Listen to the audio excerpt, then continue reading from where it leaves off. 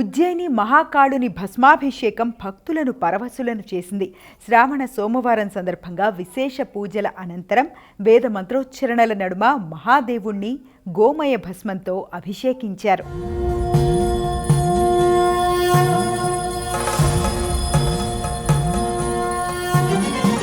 ब्रह्ममुरारिसुरार्चितलिङ्गं निर्मलभासितशोभितलिङ्गम्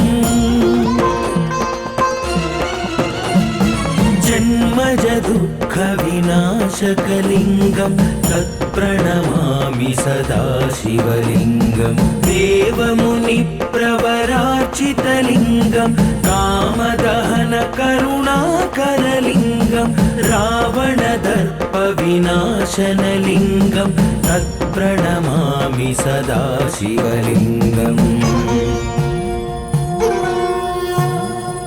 सर्वसुगन्धसुलेपितलिङ्गं बुद्धिविवर्धनकारणलिङ्गं सिद्धसुरासुरवन्दितलिङ्गं तत्प्रणमामि सदा शिवलिङ्गं कनकमहामणिभूषितलिङ्गं फणिपतिवेष्टितशोभितलिङ्गं दक्षसुयज्ञविनाशनलिङ्गं तत्प्रणमामि सदा शिवलिङ्गम्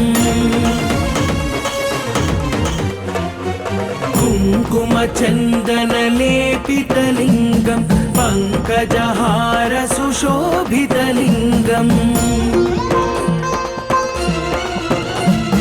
सञ्चितपापविनाशनलिङ्गं तत्प्रणमामि सदा शिवलिङ्गं देवगणार्चितसेवितलिङ्गं भावैर्भक्तिभिरेव च लिङ्गं दिनकरकोटिप्रभाकरलिङ्गं तत्प्रणमामि सदा शिवलिङ्गम्